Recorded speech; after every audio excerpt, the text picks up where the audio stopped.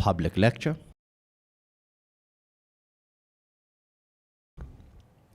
themed Diplomacy in a Digital Media Context, convened or chaired by Dr. Elvis Madondo. And the fourth leg of the program will also be a panel discussion themed Headlines and Handshakes. I like this, headlines and handshakes. The role of media in South Africa and Nigeria diplomacy. Now this is a very interesting segment because we have not had it in the past where we get the media professionals themselves to speak to us in a panel discussion. So I'm looking forward to that. And then we'll have an interactive Q&A session. And I must say I've been loving the Q&A sessions that we've been having because they are very lively and very engaging, which shows that we are all flowing in the same spirit. And that is something to be happy about. All right.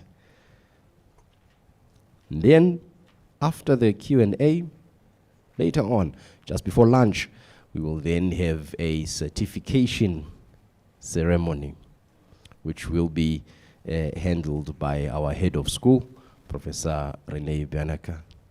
All right. Do we have everyone in the room? Do we still have people standing outside? Do you have anyone outside? Right. If you've got people outside, please ask them to come inside so we can start.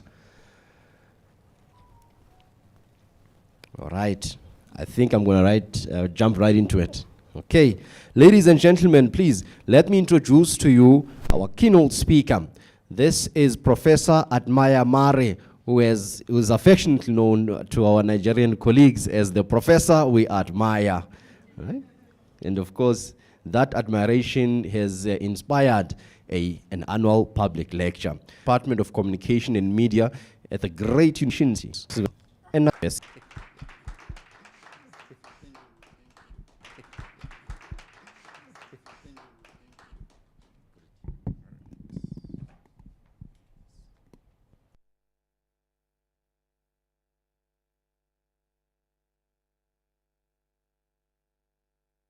Hope this is going to work the way I want.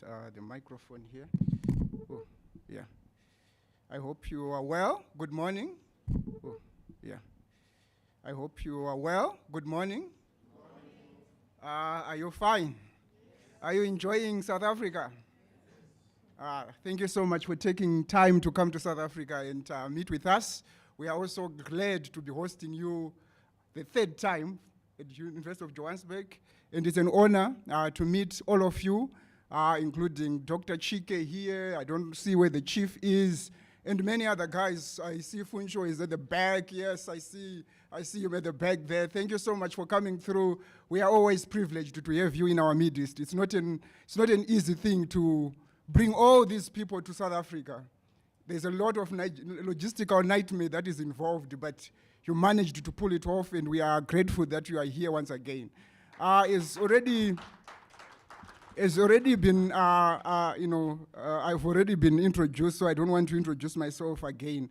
I just want to take this, I think 45 minutes or so, to speak to something that is so close to my heart. And I think when I say it's very close to my heart, I'm a keen observer of African politics, but also I am also a keen observer of the relationship between media and politics.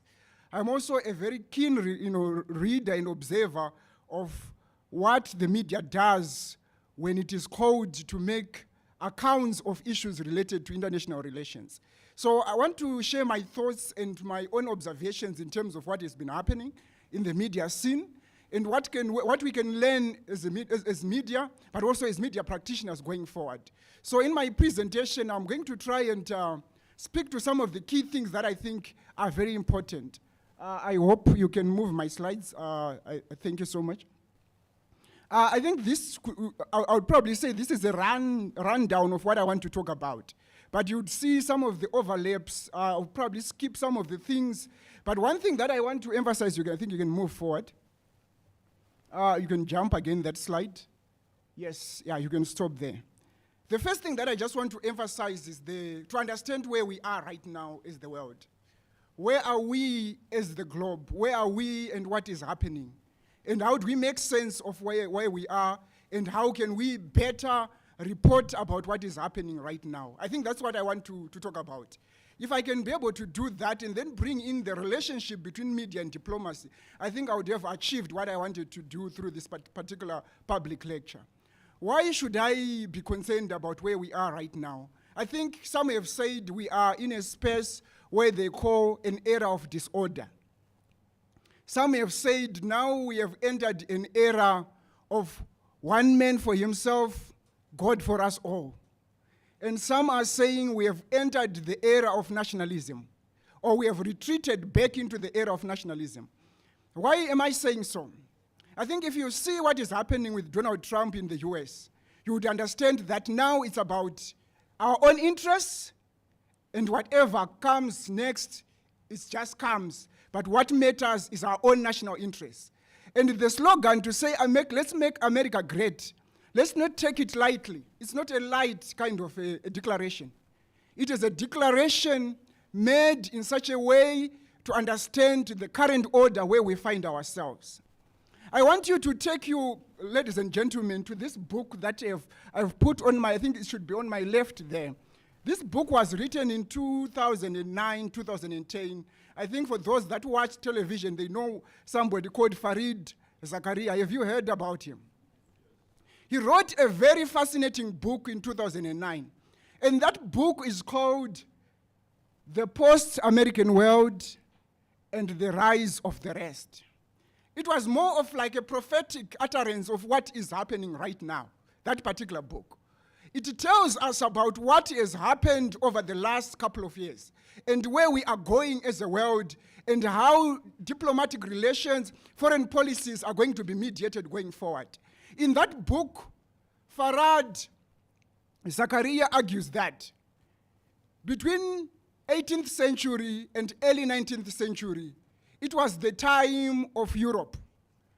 It was Britain, it was Germany, it was France, it was Portugal, it was Spain. Those were the ones that were ruling the roost.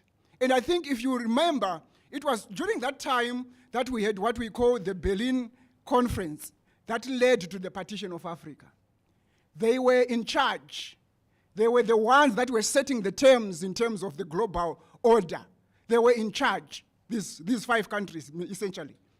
But that ended when World War II ended.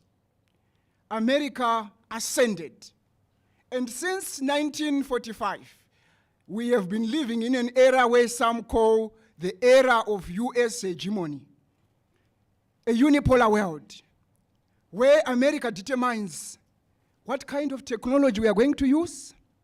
It determines what kind of currency we are going to use. If you see new slogan to set it that is happening to hold this hegemony that we have been holding. The emergence of BRICS is not an easy thing that America. The emergence of BRICS is not an easy thing that America takes for granted. And that's why for those that have been watching politics closely, South Africa has been heavily punished because of its alliance with the BRICS. It has been heavily punished because if BRICS continues and moves with its agenda to come up with an alternative currency, it means that the US dollar is not going to remain the only currency that is going to dominate international trade. It would mean there would be alternative currencies that are going to emerge. And that is what America is trying to fight. Through South Africa, they want to make a public example that you can't go against the hegemon of the US. So we saw what happened, of course, when Ramaphosa went to the Oval Office. That was well planned, it was well choreographed, they had done their homework, and they wanted to humiliate him. And indeed they did. In front of our cameras, in front of the media. In an era where you see the media becomes an arena where public officials are humiliated, it tells you something about what is happening. It tells you something about what has happened in America. It tells you something about why why America all of a sudden is trying to fight all these wars that they are trying to fight. Look at what is happening in Ukraine. America brings its weapons to Ukraine and uses Ukraine as a battleground to fight its own wars. Who are dying? Who are the people that are dying there? They are the Ukrainians that are dying. And which weapons are being tested? It's American weapons that are being tested. We are in such a complex world, ladies and gentlemen, that we find ourselves. We find ourselves in a very complex world. Very complex. And I like what my head of school said yesterday. We have moved from a VUCA world where it's very, everything is volatile, ambiguous, complex, and unpredictable. We have entered into an era where relationships between countries are not based on solidarity for its own sake, but about national interests. And these national interests are the ones that are defining how nations relate to one another. And it's very unfortunate that even just close by here in DRC, wars are being fought. And at the center of it are natural resources. Natural resources that are powering all these things that we talk about, artificial intelligence, graphic processing units, all these things that we are talking about. It's a war that is just being fought a few kilometers from here. And the world is mum. Only what they can do is to talk about what is happening in Gaza. Only what they can talk about is what is happening in Ukraine. But what is happening in DRC, ladies and gentlemen, requires our media to dig deep to understand what are the interests that are at the core of this particular conflict. Whose interests are being served and whose interests are being silenced in the process. Ladies and gentlemen, the media has got a big role to play. Ladies and gentlemen, the media has got a big role to play in mediating what is happening in the DRC, in mediating what is happening in the Central African Republic. The media has a big role. We cannot afford to fold our hands and rely on other people to tell our own stories. We cannot rely on CNN to come and tell us what is happening in the DRC. We have to dig deep, introspect, unpack the issues, understand the historical emergencies of these particular conflicts, and understand what is at the core of these conflicts. Because at the center of these conflicts are people, are human beings, are people like you and me that are being killed, are resources that are being siphoned left, right, and center. Ladies and gentlemen, in the current order that we find ourselves in, I think you can move a slide, the next slide. There's something that I just want to talk about. Just move another slide. Move again.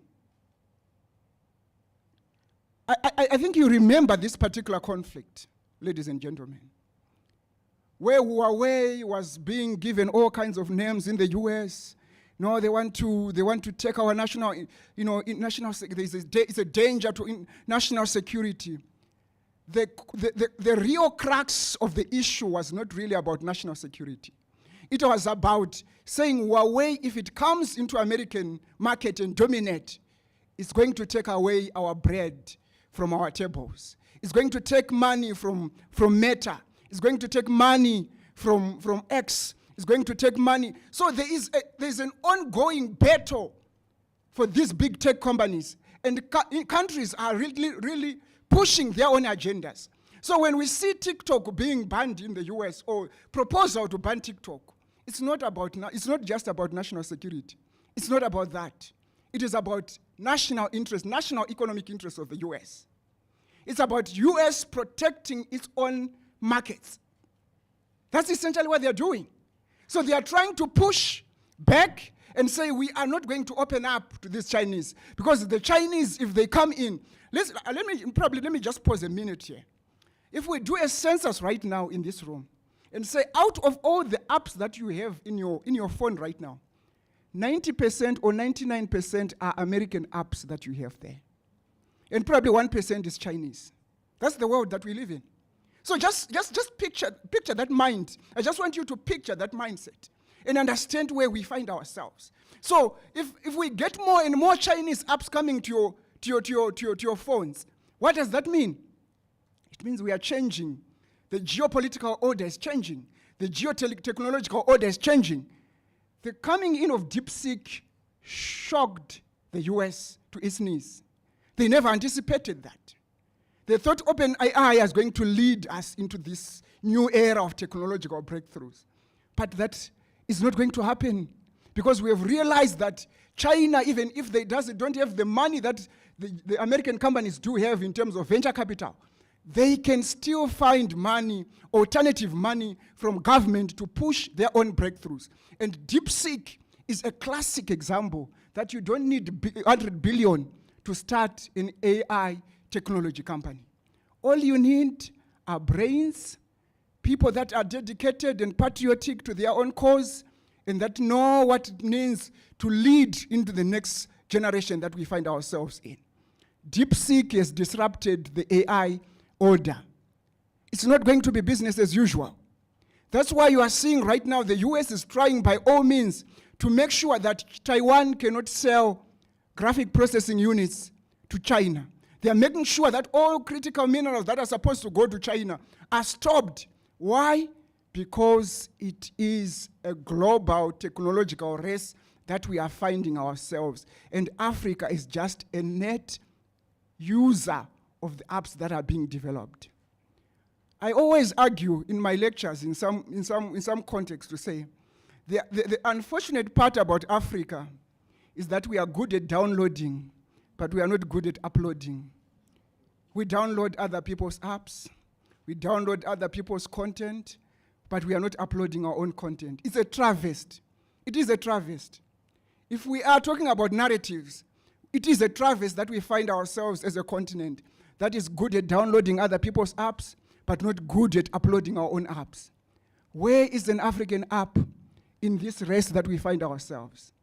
China has managed to find a replacement for each and every technology that America has brought, from Google, from Facebook, from PayPal. Whatever you bring, they have got a matching example. But we don't. We simply don't. If we want to send money, we use a Western Union. If we want all these technologies that we can easily do our own selves, we find ourselves caught up in a global technological race of not of our own making, but also we are complicit. Because if you look at the raw materials that are at the core of this, they all come from Africa. And for me, that is the challenge. To say, if Africa is the one that provides the raw materials, why is it that we can't just turn our raw materials into finished products? Where is beneficiation in all these conversations? Where is beneficiation in these conversations? If there is no beneficiation, then why are we constantly selling out our own resources as raw materials rather than finished products? You can move to the next slide. There's something that I just want to emphasize. I want you to take this, probably, if you don't take anything out from my address, I want you to take this with you home. That we find ourselves in a situation where the old is dying, the old order is dying, but the new cannot be born. The American hegemony is dying, but the new order is being sabotaged left, right, and center. When multipolarity wants to find itself out, it's being sabotaged. Whenever other alternative centers of power are trying to emerge, they are being silenced. When alternative ways of thinking are coming to the center, they are being silenced. Why? The old order is dying, but the new cannot be born. It is a challenge, ladies and gentlemen, that we find ourselves in. And I think, and I hope Africa is going to be part of that. It's silent. When we are living in a world where the old is dying, but the new cannot be born. The new cannot be born. People are not brave as we were in 1960 when we were fighting for liberation. We are not as brave as then when we sought to come up with the African Union, now then called the Organization of African Unity. We were all together in the fight. But soon after getting independence and democracy, each one for himself, God for us all. It is a very unfortunate moment, ladies and gentlemen. You can move forward. I think I want to make sure I say something again. We find ourselves, ladies and gentlemen, in this era of shifting geopolitical dynamics. But in this shifting era of geopolitical dynamics, there's something that is so fascinating that has just happened. The rise of Ibrahim Traore, ladies and gentlemen, should not be taken lightly. It is a clarion call that democracy has failed to bring dividends to the ordinary person. It is a clarion call. It is a call to say that democracy has failed to release the dividends that it was promised to bring. People are beginning to think that it's better to have a big man or a big woman in charge of our national policies or national politics. And then we will use that to get something, because at least our resources are going to be protected. Democracy has failed as a political system, ladies and gentlemen. In as much as we want it and we want to push for it, it has failed to equally distribute the resources the way we want in terms of the geographical, ethnic diversities that we find ourselves. Certain ethnic groups tend to benefit more. Those that are in power eat more.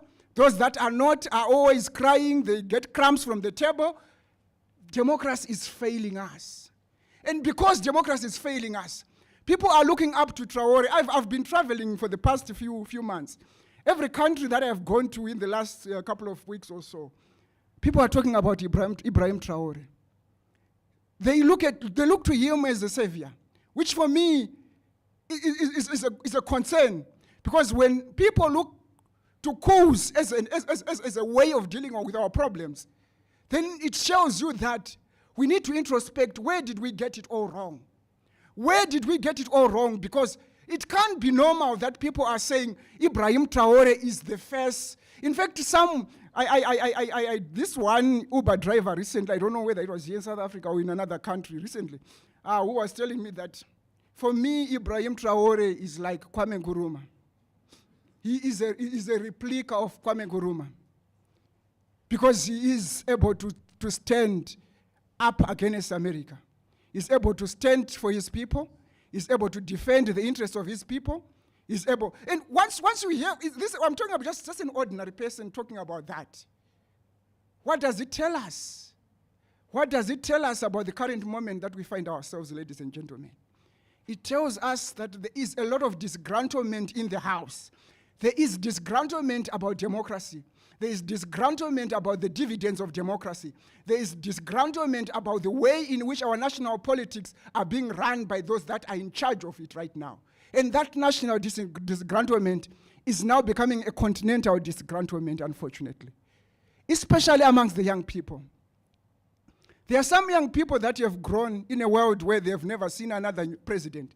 All they have seen is one president. Go to Cameroon, go to Uganda, and not just far away, just neighbor Zimbabwe before the fall of Mugabe, obviously. But again, a coup had to take him out.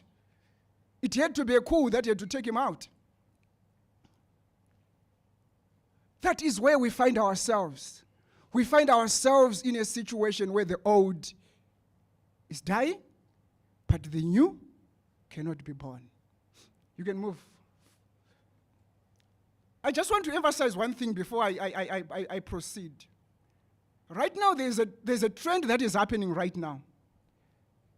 I don't know what is happening in Nigeria. I have not been following what has been happening in Nigeria around Starlink. I don't know what is, but I hope when the Q&A comes, I would want to in the head. They do that kind of analysis very easy nowadays because social media allows them to do that. But what are we doing? What is the African agenda? What is, I always argue to say, the rest of the world has an agenda for Africa. The rest of the world, you can move forward, just go back, sorry. The rest of the world has an agenda for Africa. The rest of the world. Look at what is, recently everyone was in Japan. There was summoned to Japan recently. We never asked ourselves, why are our leaders being summoned to Japan? Why do we go to Japan? If Japan wants to engage with us, they must come to Africa here. They must come here and we must talk in our own courtyard. But we are being summoned to capital cities in Japan, Tokyo, different kinds of cities. Very soon, probably, we are going to be summoned to China. And very soon again we'll be summoned to Russia. The rest of the world is an agenda, but Africa is no agenda for the rest of the world. For me, that is a tragedy of our time. We don't have an agenda. We engage as individual countries.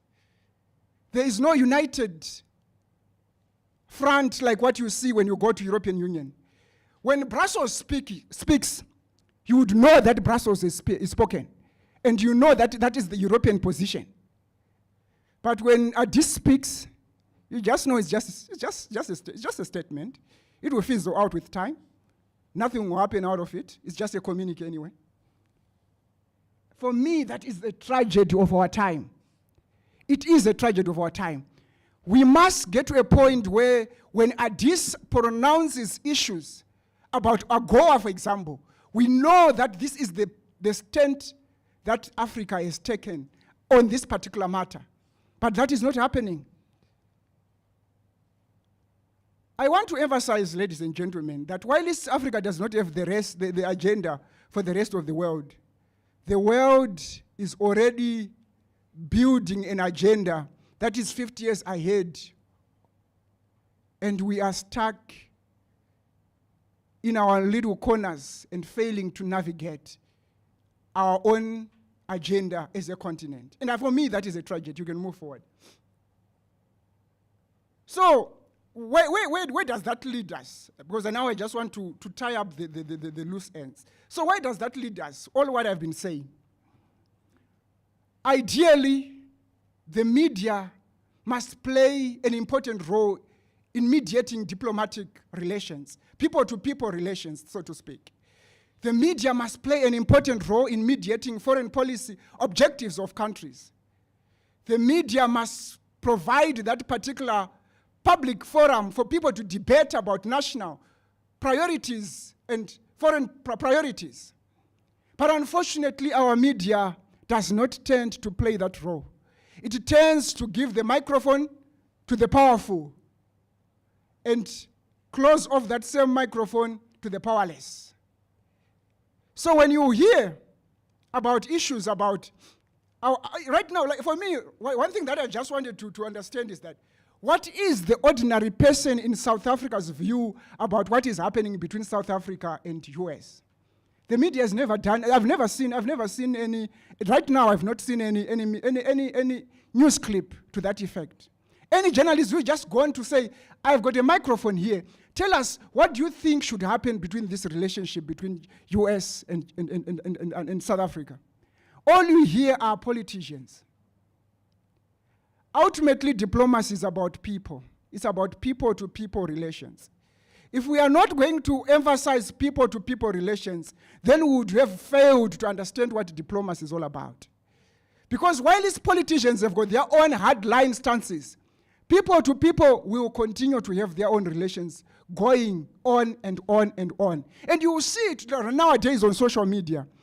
Ordinary people are no longer waiting for the media to speak. They will speak out what they think, how they feel, and how things should happen in terms of the diplomatic relations. But our politicians are so bent on not listening to what is happening on that platform. It's very unfortunate.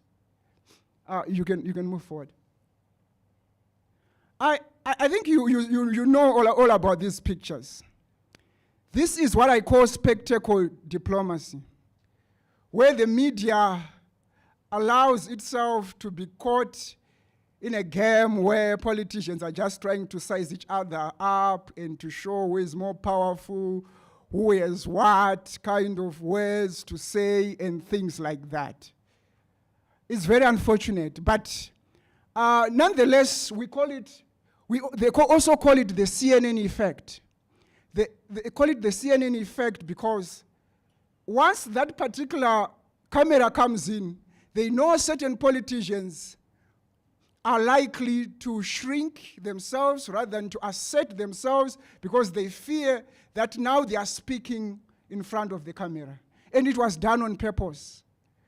Once you see Trump brings cameras, you know that now they are setting you up.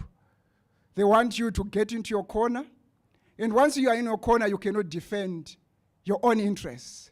And we have seen it starting obviously in January with Zelensky. We then also saw it again with Ramaphosa. But there's something that is so fascinating that I just wanted to show. Can maybe move forward, I hope it's there. No, just move. No. Yeah. This one, where all of a sudden a president is taken into a captive space, where you're like, all right, I am here, and I'm being shown certain kinds of evidence that I've never seen in my life. I've never been told that this is going to happen. But this is being done, obviously, because they know the CNN effect. They know that in front of cameras, politicians are going to try and calm down themselves sometimes. But of course, as we saw with Zelensky, Zelensky said, to hell with that. He lost it. He could not hold it.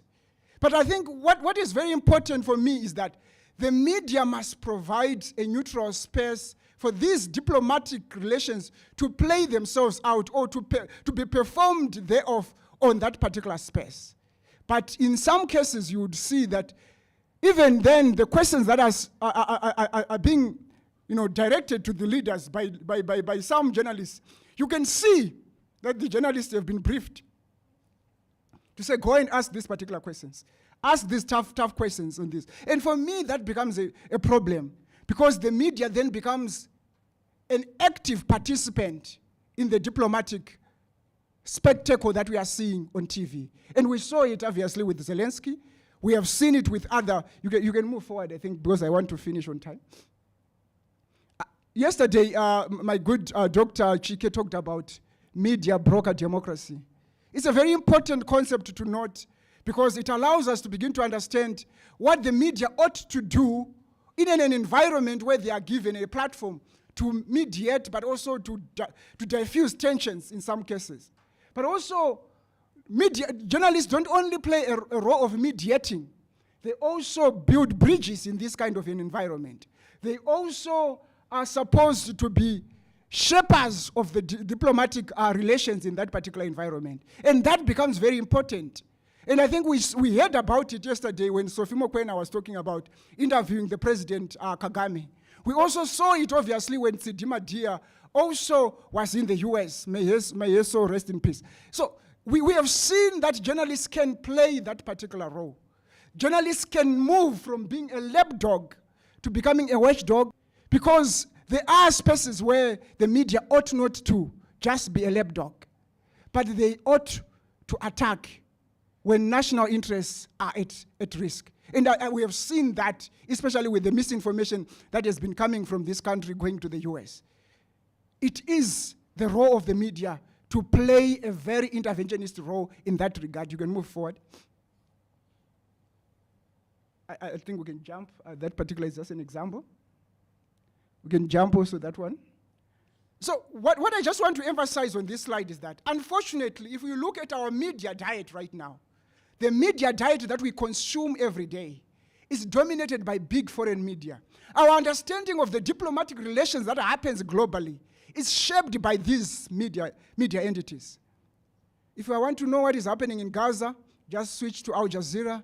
I want to understand what is happening in Palestine, I just go to Fox TV. If I want to understand what is happening in the DRC, I'll go to BBC. Where is the African broadcasting in all this? Where is African media in all this? Where are we? We are stuck in our own hyper-local content. Very stuck. In cases where we report about this, we rely on foreign correspondents. We rely on news agencies, Reuters, AP. And you ask me, who owns Reuters? Who is Reuters anyway? Who owns AP? What are their interests? Do you think that they are going to mediate this particular way in ways that favor our narratives? So our narratives, our own understanding of the continent is shaped elsewhere. Our thinking patterns about diplomatic relations is shaped elsewhere. And as long as our thinking is being programmed elsewhere, our thinking about solutions is also going to be informed elsewhere. And I think that is our challenge. It is a challenge that we have to deal with in the House. You can move forward. The media ultimately then controls our mind. So right now, some of us right now probably will be saying, no, what is happening in Gaza is not a genocide. Why? Because of the kind of media that we consume. The kind of media that consumes, if it says, no, it's a legitimate war, then that's, most of the time we tend to lean and gravitate towards ideas that shape and favor our own thinking. But I think we need to diversify our media sources. We need to make sure that we broaden our media sources so that we can understand what happens in this continent. Most of us don't know what is happening on this continent because we are relying on other people to tell our own narratives. And for me, that is a challenge. You can move forward. You can move forward. I just wanted to laugh at this particular, but I'll probably jump. So the retreat, for me, remember, when Thabo Mbeki was the president in this country, there was this great push that he had, what he was calling the African Renaissance. With the African Renaissance, what he was saying is that we need to make sure that the African story is told from Africa. And he made sure that the SABC had bureau de changes, bureau chiefs everywhere. So it had, correspondence in Abuja, it had correspondence in Nairobi, in Harare, wherever they would have people there. But soon after he left office, all that was closed. Now there's no continental broadcasting to talk about. If we want to understand what is happening in the continent, we have to rely on other people to tell it. DSTV is not in the business of doing news. It is it's just a career of media platforms. And it's very unfortunate that DSTV is now going to be taken over by a French billionaire who has got far-right views. And I can just imagine somebody who is a pro-nationalist taking over DSTV. What kind of content are we going to see going forward? No one is asking us questions like that. We are all talking about competition commission, but we want to question, what does that mean in terms of the programming that is going to emerge out of this acquisition? Ladies and gentlemen, the era where we are finding ourselves, I said, the old is dying, but the new cannot be born. So the acquisition of what is happening with DSTV is far-right guys who think like Trump, consolidating their stronghold on the media so that they can shape the narrative going forward. This is where we find ourselves, ladies and gentlemen. It's not an easy thing that we find ourselves in, but we need to question things as they happen. We can move forward because I want to finish now. What are the lessons of that? Because agendas can be aborted. Because agendas can be aborted. The old is dying, but the new cannot be born. I think that is the message that I want to leave with you, ladies and gentlemen. The old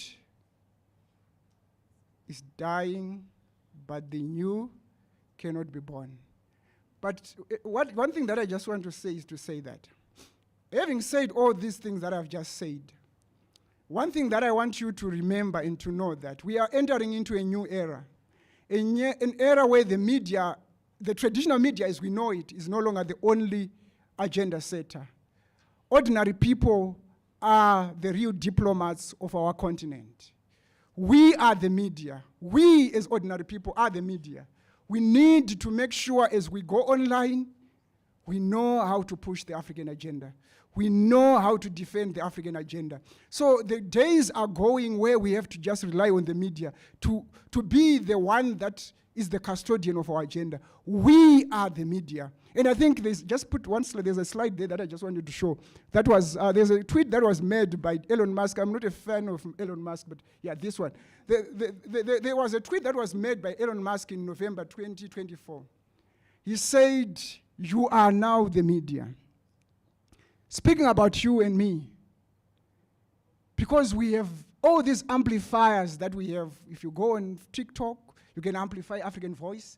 You can go on Facebook, you can go on Instagram. All these are now part and parcel where we can amplify our agenda. So what am I saying? We are our own ambassadors as a continent. We have to stand tall and defend and project the African agenda that we want. The document to say Africa 2063, the Africa we want, it may gather dust until 2063 if we don't become deliberate about it. If we don't begin to walk the talk and act as Africans are defending their own interests. We have a role, ladies and gentlemen, you and I, to defend and also to project and to promote the Africa that we want. I think let me stop there, ladies and gentlemen. I thank you so much for your time, but I thank you again for your attention. Let's have it once more for the professor we admire.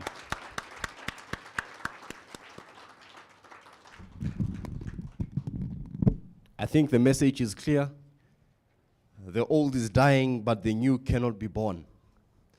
And once birth stops, or once the birth rate begins to decline, extinction is the next possibility that we all face. So I want to open the floor now to engagements, reactions, reflections.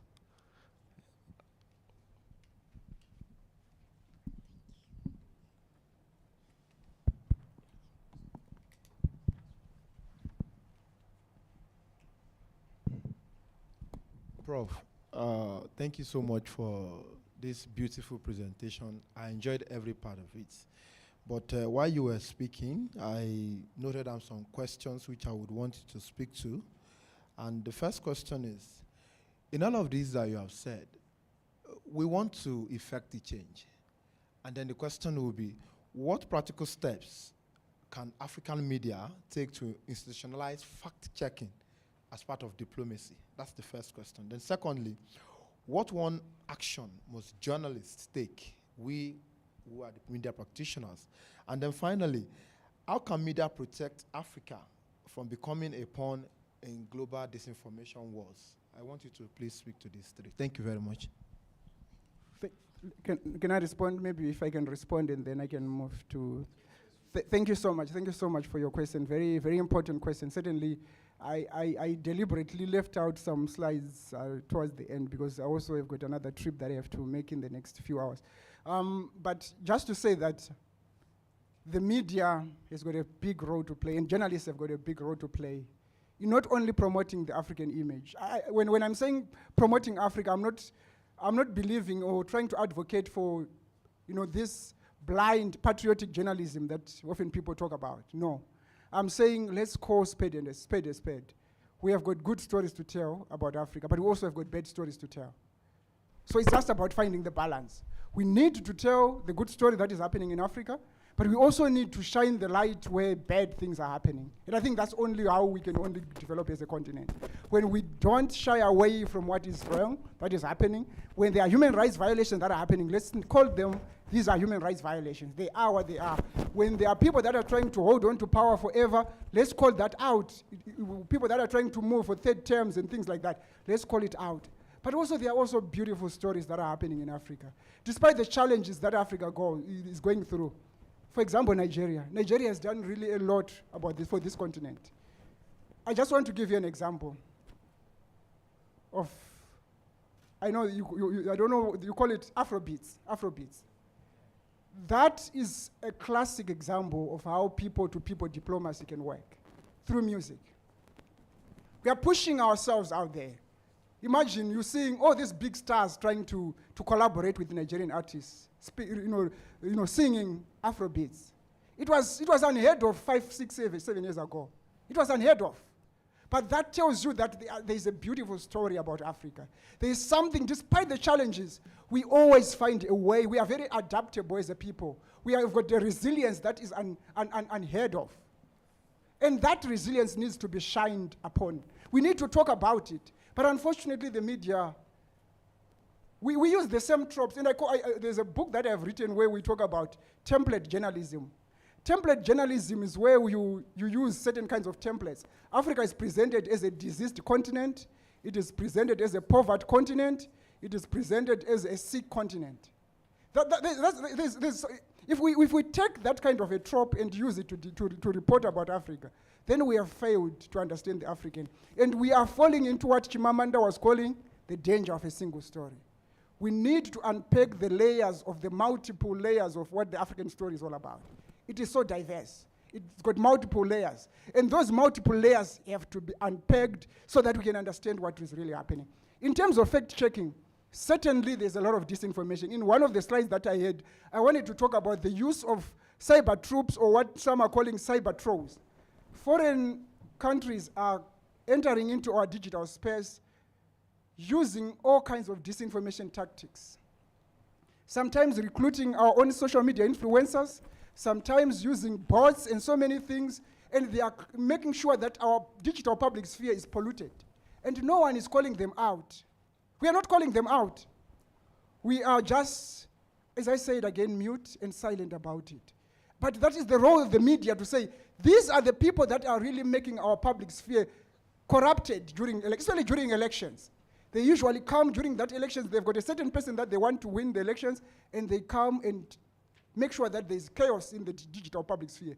And before you know it, people are corrupted in terms of understanding what needs to happen. So the media must shine the light, but also we need to make sure that fact-checking is just not an other thing like what you used to do. We used to have sub-editors, and some now are removing sub-editors. But we need to make sure that on top of sub-editors, we have fact-checkers in the newsroom too, so that they can be able to fact-check our stories. Because actually, the more we leave other people to shape the narratives, the more our people are going to be confused, the more our people are going to be corrupted in terms of their thinking and understanding of what is really happening. So there is a lot that the media has to play, but journalists too. Journalists must always walk that fine line between objective journalism but patriotic reporting at the same time, knowing that we are anchored in Africa. We are Africans first and foremost, and everything else comes later after that. Thank you. Thank you so much, Prof. My name is Ria Ibe. I'm a tech journalist with Business Day. Yeah, you said what is Starlink doing in our country? I'll tell you. Starlink came to Nigeria and took over the business of internet service providers. Majority of them died, and they cried out, and we journalists, we reported the issue. But I want you to speak on what the government can actually do to revive our local internet service providers. That's one. And then you talked about China as a country competing with US government in terms of technology. Nigeria is also doing the same. The federal government rolled out a plan to train 3 million youths, equip them with skills. I would love you to talk on what kind of skills do you think the government can equip these ones so that we can be able to compete with the global world. Thank you so much. All right. Thank you so much. A very important question. Thank you so much. I'll start with the last one that you have said. I think there's something that happened, I think a few years ago. There are these tech billionaires that came to Africa. One of them was Mark Zuckerberg. He came to Nigeria, of all countries, right? He came to Nigeria. I think the other country that he visited should have been Nairobi, Kenya. That's where he went.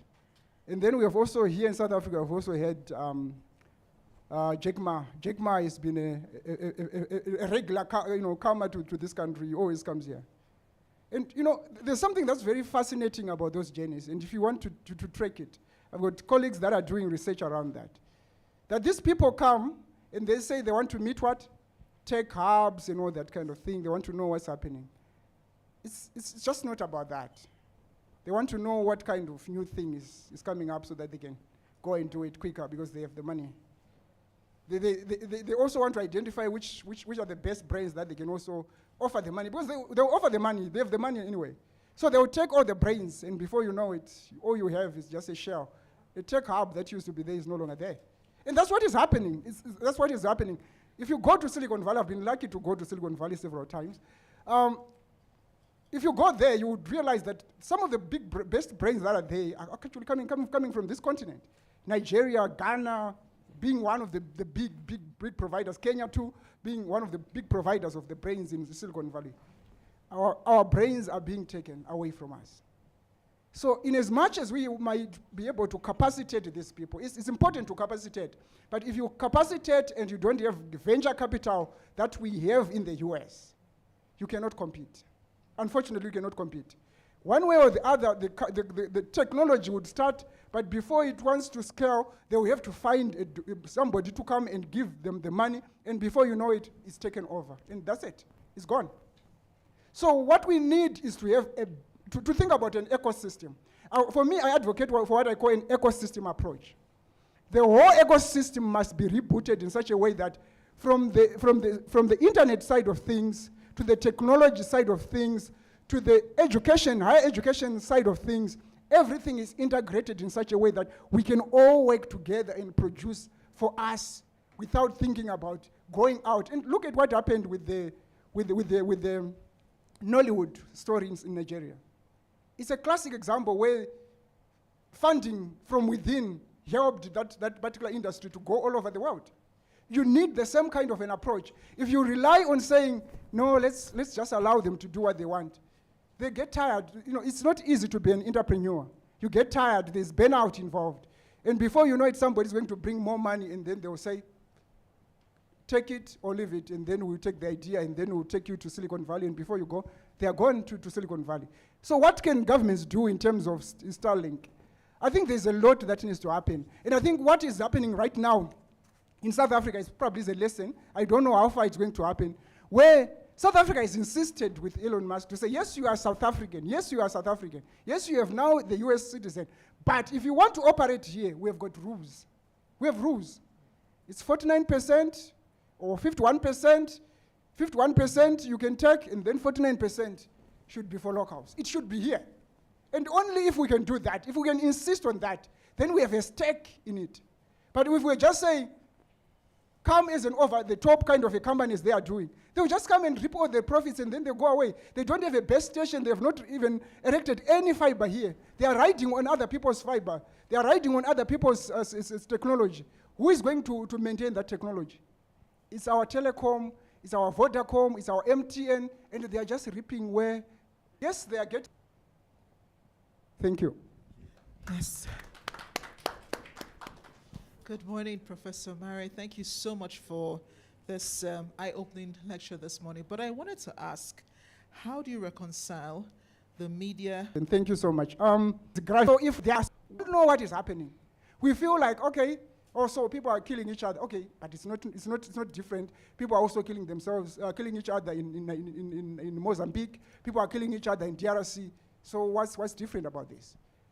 The role of the media is to connect the dots.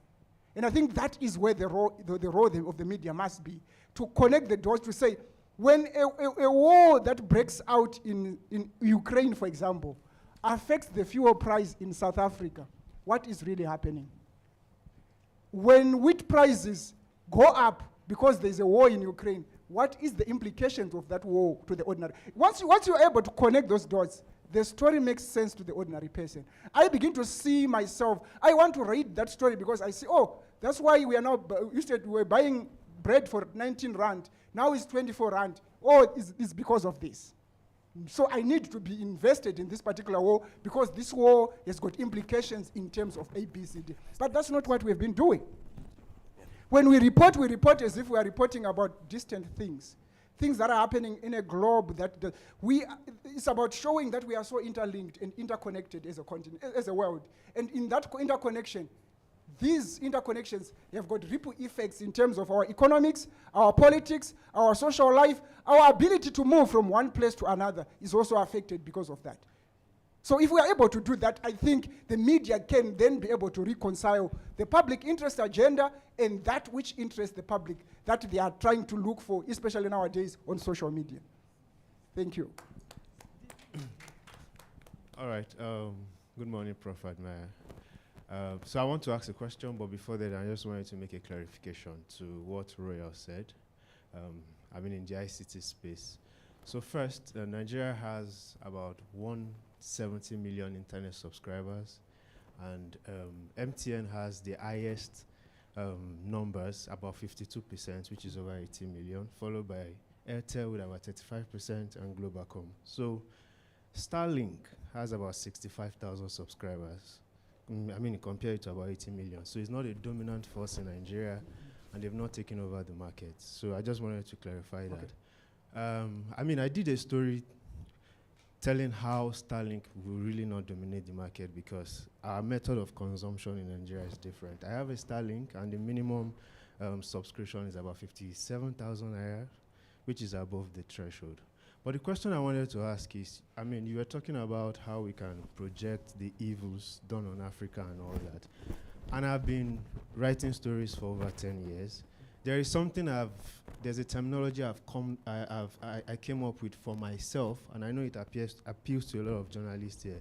I call it the lamentation fatigue. Yeah. There's a point where you've gotten to where you keep talking about the same problem, and at some point you just feel it's not necessary to write about the problem. Sure.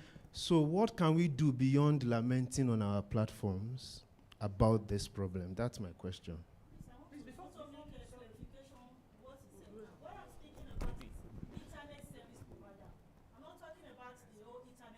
Okay. Internet service, and Starlink 4 other internet service providers. Okay. And they are in the fourth now Okay. in terms of providing service. Yeah. All right. Please, before you answer David's question, mine is also like a follow-up to what he's saying about the lamentation fatigue. Okay, I operate more on the security space. My name is Precious. Okay. I work for the Nation newspapers. It's a print newspaper in Nigeria.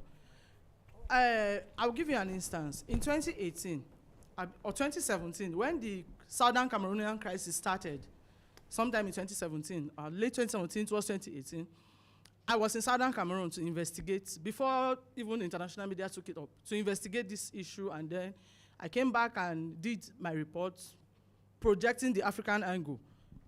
And when the report came out, about a 3-pager, my readers were asking me, how is it their business? How does it concern them? Now, I'm not talking about what is happening in Nigeria. I'm leaving the situation in Nigeria. I'm going to tell them people are killed in Southern Cameroon, how Southern Cameroonians have become IDPs in Calabar and parts of Nasarawa and Benue states. So it kind of, it's disturbing. That's number one. Number two, I was in Somalia sometime in 2018 still, reporting from the African perspective, because when I was going to Somalia, I did some research and I discovered that it's all about poverty, it's all about war, it's all about crisis. Nobody is talking about what is really fueling these issues. The scramble for the resources, the scramble for the people. And then when you do these stories and you come back, your audience will still tell you, this does not concern us. No matter how you try to tie it, to link it and to make them understand that what is happening here, in one way or the other, is going to affect you. Your audiences will give you feedback that this doesn't affect us, doesn't concern us. Tell us what concerns us. So as African journalists, we all do not operate from the diplomatic space. Yeah. Like you said, there is the segmentation of the media. How do you now fit yourself such that whatever story you are doing, your target audience understand that you are not just doing this because you want to, you are not just trying to feed them what they want to, what they want to get, but you're trying to make them understand that there's an underlying issue that they need to come to terms with the fact that there's an information imbalance that must be tackled. And for you to tackle that, they have to have the understanding that we have to take it one step at a time.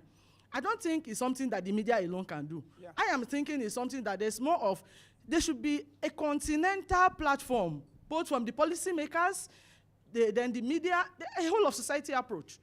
Because if you look at it, if you have children from primary schools who do not even understand African history, they don't understand that we are one people, we have a common goal, we should have a common agenda, we should not accept hook, line, and sinker, whatever is being fed us from the West. We should be able to protect our natural resources. We should not allow drones come to our spaces, dropping arms, arming on non-state actors to be killing our people. No matter what you do, I don't know, maybe I'm looking from a pessimistic side of the view. I don't think we are going to make any headway. Okay. Thank you so much, Precious.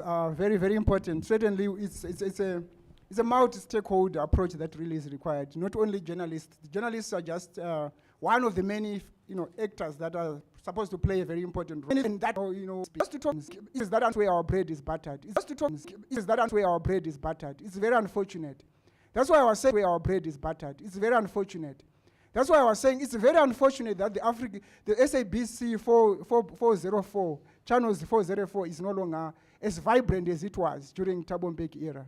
Because it provided us with a platform.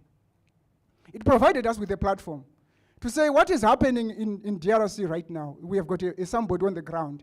What is happening in Abuja? We have got somebody on the ground. What is happening in Sierra Leone? We have got somebody on the ground. But right now, we have to, it's a struggle to be an African to make sense of what is happening in Africa. I have to tune in to what is happening or what has been published by the Business Day in Nigeria. After that, I have to go to the Guardian. I have to come here to South Africa, look for the Sunday Times. And before you know it, I probably have read 2,000 newspapers to make sense of what is happening on this continent.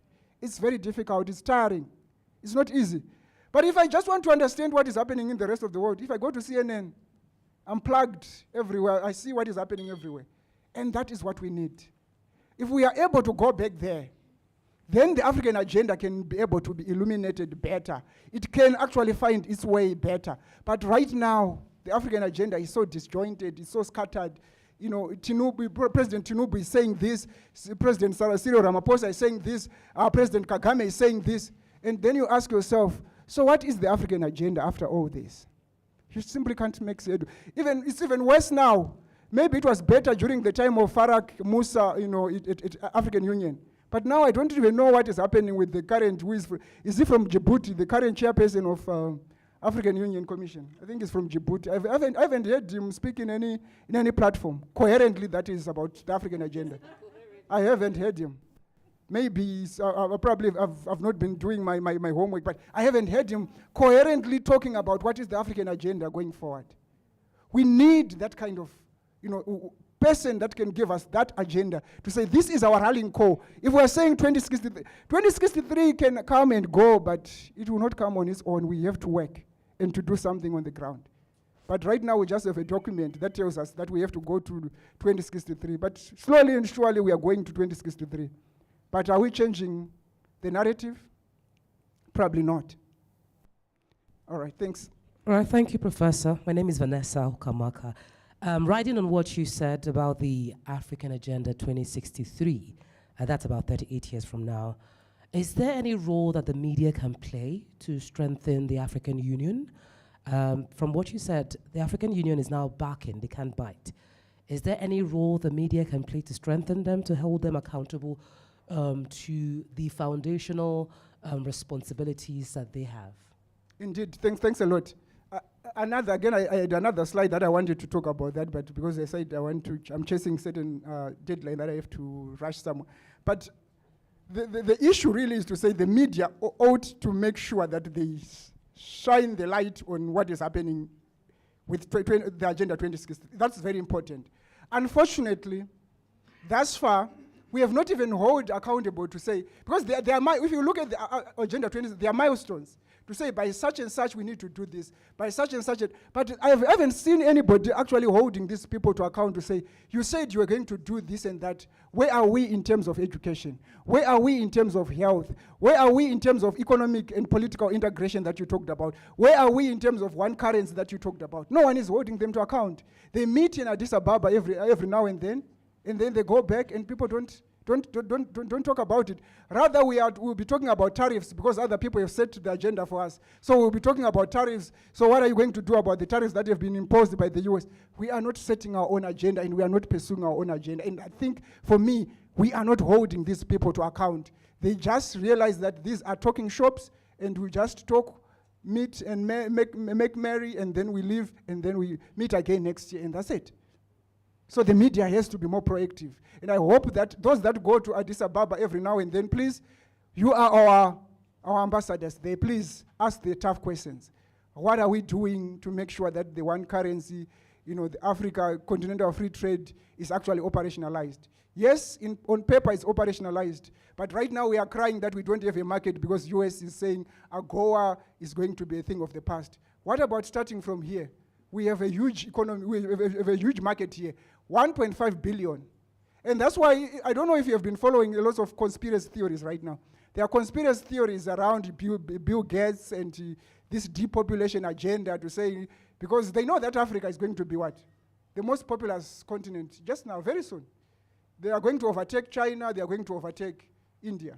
Right now we are all 1.4, but by 2028 we'll be 1.5, and we will be the most populous continent on the world. And we need to take advantage of that demographic dividend. We have to harness that demographic dividend, but we are not, unfortunately. I think I've answered that question. I think I'm done. Okay. So I have a question and the contribution. It's okay. You can proceed. We have until 10:30, as you've got to run. Yeah, so the professor you admire is giving another keynote in the Eastern Cape, I think. So he has got a flight to catch. Maybe let's say two questions, then we cut. Okay, so I'll start with my contribution first before I ask my question. Sure. So my name is Desmond Okon, business editor at the Cable Nigeria. So when you were speaking, you mentioned how the AU was silent after the embarrassment of President Ramaphosa. So I think that the African leaders will continue to be maybe sitting ducks when it comes to the geopolitical space, the global space, because of our economic posture. Africa is generally not as rich compared to the rest of the world. If we look at our economic standing, it shows in our industries, it shows in the level of migration from the African continent to other parts of the world. It shows in our various regional and country-based debts. Until we begin to find a way where we can solve our own internal problems, our economic problems, specifically when it comes to borrowing, then we may not be able to stand up to some of these global powers. For instance, the IMF annual meetings we hold in October from maybe 12th or 11th this year. All the African leaders are going to assemble there. At the IMF, they have their offices inside IMF. Same thing with the World Bank. Also, these Bretton Woods institutions have regional offices. They also have country offices. So they are well embedded in our own systems. Every year we go there to talk about how we are going to improve our own economy, how we are going to solve our loans. You see African nations making deals on how to improve their loans. Recently, the Ghana government just had a deal with the IMF on its debt restructuring. So when things like that go on, how then do you expect African leaders to stand up to these powerful regional global blocs? The IMF, for instance, again, the IMF, the US controls 50%, over 50% of the IMF.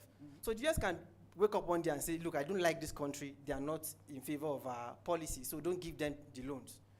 So if they can control all of that, it means that for a very long time, we are still going to suffer these things until there is a wider ecosystem restructuring in Africa and we can find a replacement, an African replacement for IMF.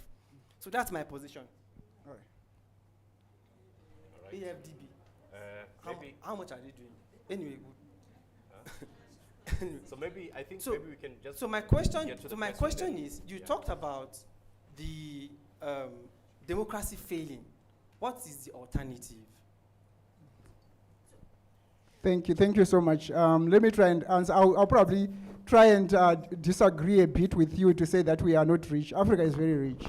It's only that our resources that are underground, we don't know how to turn them into finished products. We simply know how to just extract them, but then not to turn them into finished products. And I think that is where we need to invest ourselves. Investing in turning our oil, our gas, our gold, our mineral into something that is tangible. And I think once we are able to do that, then we will be able to see that we are not as... It has to be hanging on our kids, even our grandkids that are not yet born, they've got debts. Why? Because our leaders come to office, borrow. They know that it's not their problem. They will leave office and go and probably die, and they will leave it on you. and us and all our grand. So we need to make sure that we diversify our risk, but also make sure that we don't rely on one donor. We can't rely on one donor. And that's why I was saying there is a sabotage that is going on so that the new cannot be born. That new is the one that they are trying to, they are making sure that, African Development Bank is not as liquid as we want it to be. They are also making sure that the BRICS Bank does not come into fruition as it should. Why? Because the old is making sure that the new cannot be born. And that is our challenge that we have. And if the media can be able to illuminate that the old is dying, but the new is being sabotaged, then we can start having a conversation. Thank you. Yes, okay. All right, no, ladies and gentlemen, thank you so much for all their engagements. Should we take them? Just take just one last question, and then, all right, I'll come to you. I just want us to accommodate the guests, and then. Okay, thank you so much. Okay, thank you so much. I wanted to ask 4 questions, but 2 of them have been answered. One. No, I'm just elaborating. So I'll just ask one due to time. I just want to ask, in the South African perspective or context, you made an example of the era of President Thabo Mbeki. What can be done, or what can we do in order to restore that dignity that South Africa had in the continental perspective, to make sure that we don't rely, as you made an example, we don't rely on 2,000 media sources in order to understand what we need to know. What can the current generation or the current people do, or media or journalists contribute to make sure that we are featured amongst the top media platforms that you are showing us? Thank you. Thank you so much. I think that's it's a very simple issue. It's an investment issue. For those that have got money, I think there are some that are funders here. We need to make sure that we identify people that are prepared to launch a continental-wide television radio station that can beam everywhere in our different languages, and we need to do that urgently. If we are able to do that, because if we're talking about 1.5 billion people in 2008 to 2028, it means the market is limitless. Advertising revenue, merchandise, everything that you can talk about. There is a business case that can be made from this continent. We should actually be able to compete with CNN, BBC, because if you go to Nigeria, you hear there's BBC Hausa. I'm like, what? BBC Hausa. I've never heard about, maybe let's say BBC Istosa in Nigeria. I've never heard that. We need to make sure that we invest in our own people. And I think that it's a business case. For me, it's an investment opportunity that we should not even think twice about. We need to go full force, taking advantage of the 1.5 billion people that we are talking about. Yes, it's a diverse continent, French-speaking, English-speaking, but if you are deliberate in terms of your packaging of your content, you will be able to speak to all these constituencies and still make and do that. It's only that at that time, there was no business case that was made. It was actually relying on government money to do all those kinds of broadcasts. Maybe now we need to say, how do we sustain that kind of an operation without relying on taxpayers' money? And I think that is a business case that can be made in terms of doing that. All right. Colleagues, sadly, these very interesting conversations can never end. But at some point, time tells us to put them on hold. All right, so let's hear it once more for the professor we admire. Thank you so much. Thank you.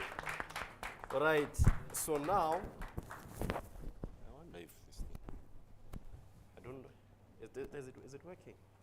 Is it working? Okay. It's working. Because this mic is, now it's much better. I should hold it, okay. Because it's one of those, now I can hear it's working, because that time I wasn't sure if you are hearing me. It operates more like faith. You can't really validate, but it's there. Ladies and gentlemen, we are now. Sorry, I've just realized that where's that? Oh. I've made the mistake of ignoring one question. Maybe they will think that I didn't have an answer to it. There's a question that was asked. This question was around the failure of democracy. I think there was a question like that. I didn't want to run away from the question per se. I just forgotten it, but I realized it when I was sitting down. When I said democracy is failing, I said that the current iteration of democracy that we have has failed to yield the dividends that we want. The dividends are not being equitably distributed, and therefore what I'm saying is that we